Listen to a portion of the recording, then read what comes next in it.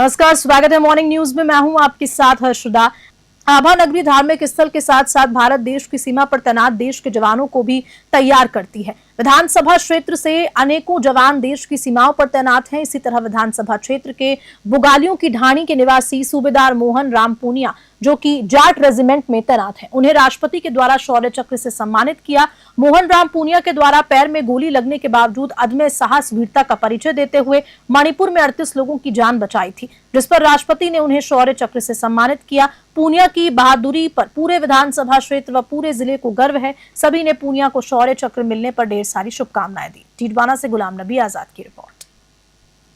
खबर अब सोजत रोड से है, जहां पर ऑपरेशन सिंदूर के समर्थन में तिरंगा रैली निकाली गई। उस रैली में बीजेपी प्रदेश अध्यक्ष मदन राठौड़, साथ मंत्री झाबर सिंह खर्रा, सांसद पीपी चौधरी, पूर्व मंत्री लक्ष्मी नारायण दवे, जिला अध्यक्ष सुनील भंडारी सहित बड़ी संख्या में बीजेपी कार्यकर्ता और नगरवासी शामिल हुए। रैली महाराणा प्रताप चौराहा से शुरू होकर मुख्य बाजार होते हुए रेलवे परिसर तक निकाली गई। रास्ते में नागरिकों ने पुष्प वर्षा कर रैली का स्वागत किया। इस मौके पर रिटायर्ड फौजियों का सम्मान भी किया गया। सोजत रोड से ललित तिवारी की रिपोर्ट।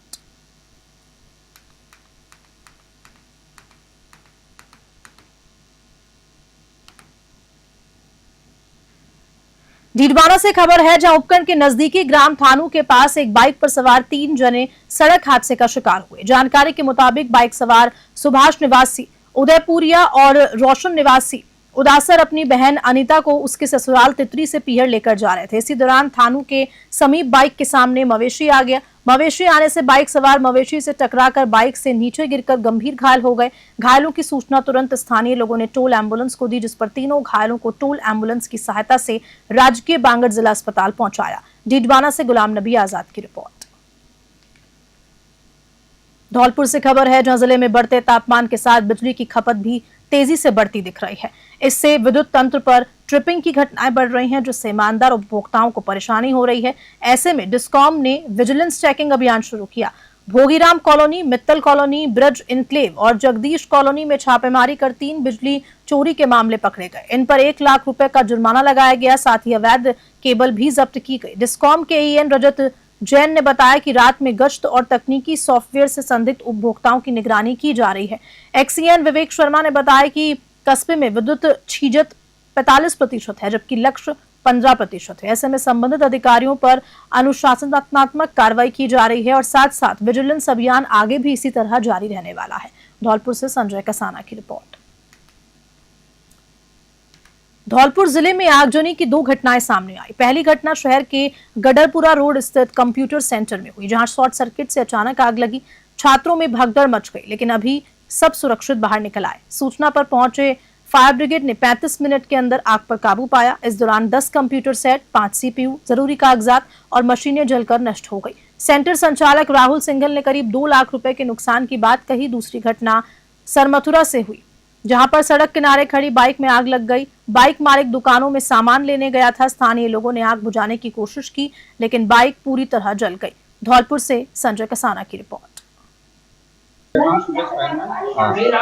कंट्रोल से आग की सूचना मिली, जैसे हम अपनी गाड़ी को अपने मौके पर ले गए, आग को पूरी तरह से कंट्रोल कर लिया।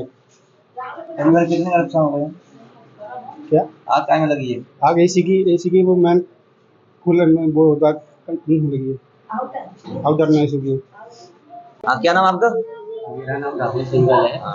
वारणा स्कूल के बगल में मैं पिछले 17 सालों से किराए पर रहता हूँ। यह मकान जयपुर के मुकेश चंद कपूर जी का मकान है, जिसका मैं किराया हर महीने देता हूँ। मैं अपने घर पर बैठा हुआ था और अपनी पत्नी को आगरा लेने के लिए जा रहा था।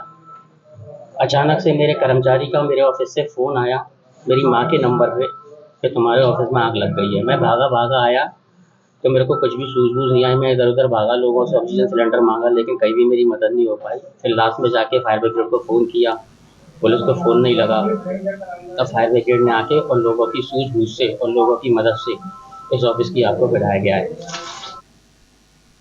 डीडवाना से खबर है, जहां निम्बी कल्ला गांव में संयुक्त खातेदारी की भूमि से जबरन रास्ता निकाले जाने को लेकर विवाद खड़ा हुआ। ग्रामीणों ने जिला कलेक्टर को ज्ञापन सौंपते हुए कहा कि खसरा संख्या 452 और 455 की कृषि भूमि पर राजस्व अधिकारियों द्वारा राजनीतिक दबाव में आकर अवैध रूप से रास्ता दर्ज किया जा रहा है। ग्रामीणों ने आरोप लगाया कि तहसीलदार डीडवाना, भूमि अभिलेख निरीक्षक और हल्का पटवारी मिलकर भू माफियाओं और असामाजिक तत्वों की मिलीभगत से ये काम कर रहे हैं। ज्ञापन में बताया गया कि अगर इस भूमि में रास्ता निकाला गया तो खातेदारों को भारी आर्थिक नुकसान होगा, जिसकी भरपाई संभव नहीं है। साथ ही आशंका जताई जा रही है कि उक्त भूमि पर प्लॉटिंग कर कृषि भूमि को अवैध तरीके से आवासीय क्षेत्र में बदला जा सकता है। ग्रामीणों ने जिला प्रशासन से मामले की निष्पक्ष जांच और आवश्यक कार्रवाई की मांग की है। डीडवाना से गुलाम नबी आजाद की रिपोर्ट। हमारे गाँव निंदी करना, हमारे खेत में रास्ता नहीं है, तो वो ज़बरदस्ती से दबाव दे के हमारे खेत से रास्ता ले रहे हैं। हमारे खेत से बाहर रास्ता है, लेकिन वो हमारे खेत से लेना चाहते हैं। गाँव निंदी करना। डीडवाना जिला मुख्यालय पर सफाई कर्मचारी यूनियन ने सिविल लाइन सफाई के दौरान बीकानेर में हुई 3 श्रमिकों की मौत पर गहरा शोक व्यक्त किया और मुख्यमंत्री के नाम ज्ञापन दिया। इस दौरान श्रद्धांजलि सभा का आयोजन कर मृतकों को श्रद्धांजलि अर्पित की गई। मृतक अनिल, सागर और गणेश वाल्मीकि समाज से थे, जो करनी नगर उन्मील के सेफ्टी टैंक की डिग्गी की सफाई करते वक्त जान गंवा बैठे।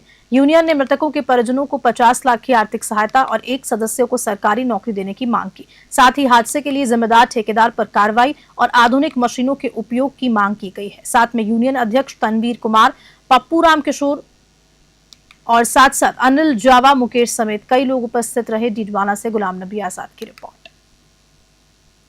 सिकंदरा कस्बे में बीजेपी मंडल और समस्त हिंदू संगठनों की ओर से पहलगाम में हुए आतंकी हमले के विरोध में तिरंगा शौर्य यात्रा निकाली। इस यात्रा में बांदीकुई रोड स्थित राजस्थली आरटीआई से शुरू होकर कस्बे के प्रमुख मार्गों से होते हुए गुजरी, जहां जगह जगह कस्बे वासियों ने पुष्प वर्षा कर स्वागत किया। इस यात्रा के दौरान देशभक्ति गीतों से माहौल गूंज उठा और भारत माता की जयकारों से नगर देशभक्ति में सराबोर हो गया। हाथों में तिरंगा लिए देशभक्तों ने भारतीय सेना के सम्मान में नारे लगाए। यात्रा का समापन गोपाल जी चौक पर 2 मिनट मौन रखकर भारत माता को पुष्पांजलि अर्पित कर किया गया। अब इस दौरान ऑपरेशन सिंदूर और सेना के पराक्रम की जानकारी भी दी गई। सभी हिंदू संगठन यात्रा में शामिल रहे। सिकराय से अनूप पाटोदिया की रिपोर्ट।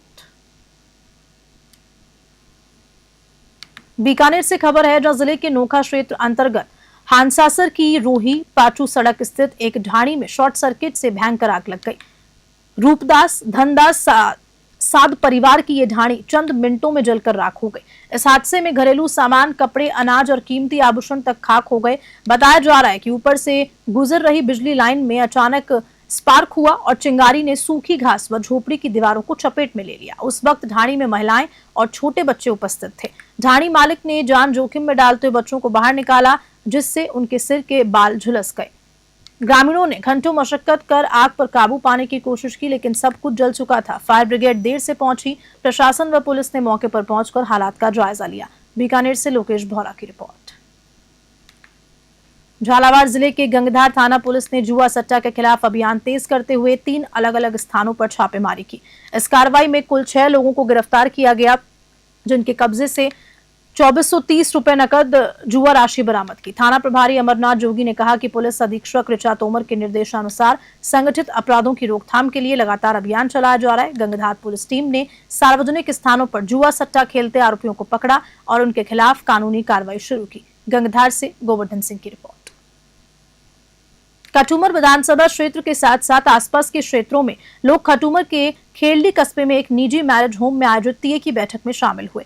बीजेपी सांसद भरतपुर सहित कई पदाधिकारी और पुलिस प्रशासनिक अधिकारी भी श्रद्धा सुमन अर्पित करने पहुंचे। बैठक में भक्ति गीतों और गायत्री परिवार के प्रवचनों के माध्यम से दिवंगत आत्मा की शांति के लिए ईश्वर से प्रार्थना की गई। खटूमर विधायक रमेश खींची की माताजी कौशल्या देवी का 96 वर्ष की उम्र में निधन हो गया। सभी ने विधायक और उनके परिवार से मिलकर गहरा शोक व्यक्त किया। खेरली से अखिलेश शर्मा की रिपोर्ट।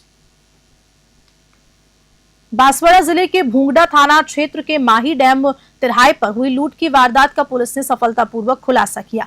पुलिस अधीक्षक हर्षवर्धन अग्रवाल के निर्देश पर गठित विशेष जांच टीम ने थाना प्रभारी रमेश पाटेदार के नेतृत्व में 4 आरोपी अजय, अनिल, शिलास और सुनील को गिरफ्तार किया। घटना में पीड़ित उमेश को जब घर से बाजार सामान लेने जा रहे थे, बाइक सवार 4 बदमाशों ने चाकू और तलवार की नोक पर लूट की थी। पुलिस की तत्पर कार्रवाई से कुछ ही दिनों में आरोपियों को पकड़ लिया गया, जिससे इलाके में राहत की भावना बनी हुई है। बांसवाड़ा से प्रमोद कलाल की रिपोर्ट।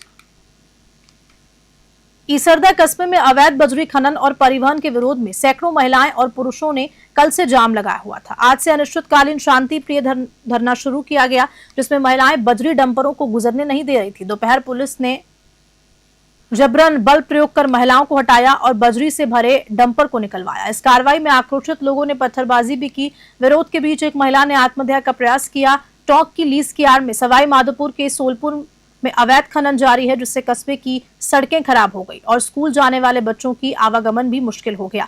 ग्रामीण बजरी माफिया और जिम्मेदार अधिकारियों के संरक्षण से परेशान है। चौथ का बरवाड़ा से हरिकेश मीना की रिपोर्ट। भीनमाल के धोराढाल क्षेत्र में स्थित श्री चमत्कारी हनुमान जी मंदिर में प्राण प्रतिष्ठा महोत्सव का आयोजन हो रहा है। शनिवार को संतोषी माता मंदिर से शोभा यात्रा निकाली गई, जिसमें बालिकाएं सिर पर कलश लेकर चल रही थी। बैंड बाजे की धुन पर महिलाएं भक्ति गीतों पर नृत्य करती दिखी। दिन भर धार्मिक कार्यक्रमों का आयोजन हुआ, जिसमें रात 9 बजे हवन यज्ञ और भजन संध्या शामिल थी। स्थानीय एवं बाहरी भजन गायक भगवान श्री राम और हनुमान जी की स्तुति प्रस्तुत कर भक्तों का मन मोह लिया। रविवार को विधिवत प्राण प्रतिष्ठा संपन्न होगी। सुबह पूर्णाहुति के साथ यज्ञ समापन होगा और 11 बजे से प्रसादी वितरण शुरू होगा। भीनमाल से रविंद्र कुमार की रिपोर्ट।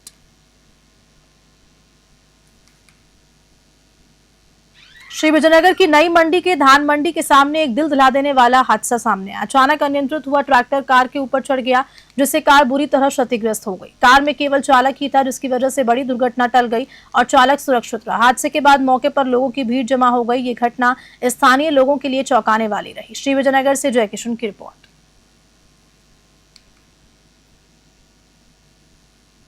धौलपुर के कायस्थपाड़ा स्कूल में संगीतमयी श्रीमद् भागवत कथा 7वें दिन भी भक्तों को मंत्रमुग्ध कर रही है। कथा व्यास आचार्य योगेश तिवारी ने जीवन जीने की कला पर प्रकाश डाला और बताया कि मनुष्य जीवन का सही उपयोग तभी है जब हम प्रभु की कथा सुनकर धर्म के मार्ग पर चले। उन्होंने कृष्ण और सुदामा की मित्रता का भावुक प्रसंग सुनाकर सभी को भाव विभोर कर दिया। आचार्य तिवारी ने सच्ची मित्रता को संकट में साथ देने वाला सहयोग और समर्पण बताया। कथा के अंत में कथापीठ का पूजन किया गया और हजारों श्रद्धालुओं ने श्रीमद् भागवत कथा का रसपान किया। आयोजकों के अनुसार रविवार को भंडारे के साथ कथा का समापन होगा। धौलपुर से संजय कसाना की रिपोर्ट। जेतसर और आसपास के गांव में शनिवार देर रात आए तेज तूफान से भारी नुकसान हुआ। दुकानों के होर्डिंग्स और मकानों के टीन टप्पर उड़ गए। तूफान की तेज आंधी से विद्युत विभाग ने सभी फीडर बंद कर दिए। कई स्थानों पर पेड़ टूटकर सड़क पर आ गिरे, जिससे जेतसर पदमपुर मार्ग प्रभावित हुआ। 7 एलसी के खेत में तारों की स्कॉर्पिंग से 10 ट्रॉली लकड़ी और तूड़ी में आग लग गई। कीकर वाली जोहड़ी में एक नौरे में घर से आई चिंगारी से आग भड़की। इसके अलावा ईंट भट्टे पर रखे गूणे 7 जीबी और 13 एसडी के खेतों में भी आग लगी, लेकिन ग्रामीणों के सहयोग से आग बुझा दी गई। तेज तूफान से सैकड़ों बिजली के पोल टूटे गए। किसानों का कहना है कि खरीफ की हाल ही में कोई नरमा कपास की फसल को भी नुकसान पहुंचा है। नायब तहसीलदार ने नुकसान का आकलन कर पटवारियों को रिपोर्ट देने के निर्देश जारी किए। जेतसर से डीडी पारेख की रिपोर्ट। पादरू से खबर है, जो कस्बे में ऑपरेशन सिंदूर की सफलता और भारतीय सेना के शौर्य प्रदर्शन को समर्पित तिरंगा शौर्य यात्रा आयोजित हुई। ये यात्रा राजकीय भगवान महावीर चिकित्सालय से प्रारंभ होकर बालोतरा रोड, धोरा मार्केट और मुख्य बाजार होते हुए राजकीय बालिका उच्च माध्यमिक विद्यालय में समापन हुई। सिवाना विधायक हमीर सिंह भायल ने कहा कि तिरंगा केवल ध्वज नहीं बल्कि देश की आत्मा और बलिदान की पहचान है। उन्होंने युवाओं से देशभक्ति और राष्ट्र सेवा का आह्वान किया। बीजेपी जिला अध्यक्ष भरत कुमार मोदी ने कहा कि ये यात्रा सेना का मनोबल बढ़ाने के साथ साथ युवाओं को प्रेरणा देगी। कार्यक्रम में प्रशासनिक अधिकारी, बीजेपी पदाधिकारी और क्षेत्रवासी बड़ी संख्या में उपस्थित थे। यात्रा के दौरान देशभक्ति गीतों और जयकारों से पूरा कस्बा गूंज उठा। पादरू से भगाराम की रिपोर्ट। राष्ट्र मजबूत रहे और तिरंगा हमारी शान है। आपने देखा होगा कि पड़ोसी देश ने जैसे जिस गति से कई बार हरकतों करने के साथ में 22 पहलगाम में एक ऐसा हत्या के साथ में उनको जाति और धर्म पूछकर उनके कपड़े उतार कर जो जिस तरीके से नरसंहार किया, इसका बदला हमारे जो सैनिक थे, हमारी भारत मजबूती के साथ में उनके जितने भी आतंकवाद के ठिकाने थे उनको जमींदोज कर दिया और उनके घुटनों पे चलने के लिए उसको पाकिस्तान को मजबूर कर दिया। भारत के सामने कोई आंख उठाकर देख नहीं सकता। भारत की शक्ति है, भारत की सैन्य बल है और भारत की जनता है, उदारवादी है। पर जब कोई इस तरीके की हरकत करेगा तो 36 कौम के साथ में भारत जिंदाबाद के नारे के साथ में लड़ता रहेगा। और हमारा नेतृत्व जो ऐसे व्यक्ति के हाथ में है, जो कि अमेरिका हो, चाहे रूस हो, चाहे इंग्लैंड हो, चाइना हो, किसी से डरने वाला हमारा नेतृत्व नहीं है। और भारत शक्तिशाली है और भारत के पास में सैनिक बल भी और शस्त्र सारे भारत में बन रहे हैं। आज भारत इतना ताकतवर हो गया है कि भारत के सामने कोई आंख उठाकर देख नहीं सकता। गंगा यात्रा का जो जोश और उत्साह जो आप देख रहे हैं, इसका आयोजन यहाँ की जनता ने किया है। जनता को अपार मन में खुशी है और एक गौरव का आभास हो रहा है सबको कि आज से पहले भी कई बार युद्ध हुए तो यहाँ के सभी तमाम लोगों ने सैन्य सहायता के लिए, देश की सुरक्षा के लिए बॉर्डर तक यहाँ से लोग गए हैं। उन्हें मालूम है कि युद्ध के अंदर कितनी तबाही होती है, तो सब उससे पूर्ण रूप से ज्ञात था। मगर आज उनको एक गर्व इस बात का हो रहा है कि भारतीय सेना का शौर्य और पराक्रम, भारत सरकार का नेतृत्व और हमारी सुरक्षा एजेंसियों की पकड़ इतनी मजबूत थी, इस बात का इन्हें गर्व है कि कोई भी अपने यहाँ पर एक भी फटाका नहीं फूट पाया। आतंकवादियों ने और पाकिस्तान की पूरी करतूतों ने अपने इस माँ भारती के कोई भी नज़दीक तक नहीं पहुंच पाया, उनको हवा के अंदर ही ब्लास्ट कर दिया गया। ये थी अपना एक सुरक्षा कवच। फिर थी अपनी मारक क्षमता, अपने मारक क्षमता का लोहा अपनी दो बहनों ने, आपने देखा होगा दो विंग कमांडर महिलाओं ने जिस ढंग से पाकिस्तान के अंदर घुसकर 22 मिनट के अंदर 11 आतंकवादी कैंपों को तबाह किया और वहाँ के आतंकवादियों को तबाह किया और सुरक्षित वापस लौट कर आए, तो उनके जो रडार प्रणाली, विश्व की जो टेक्नोलॉजियाँ पाकिस्तान ने खरीदी थी या वहाँ की सेना जो कार्य करी थी, वहाँ जो आतंकवादी जो अपने आप को बहुत ही बड़ा डॉन समझ कर बैठे थे, पूरे विश्व के अंदर आतंक फैला रहे थे, ऐसे आतंकवाद का खात्मा।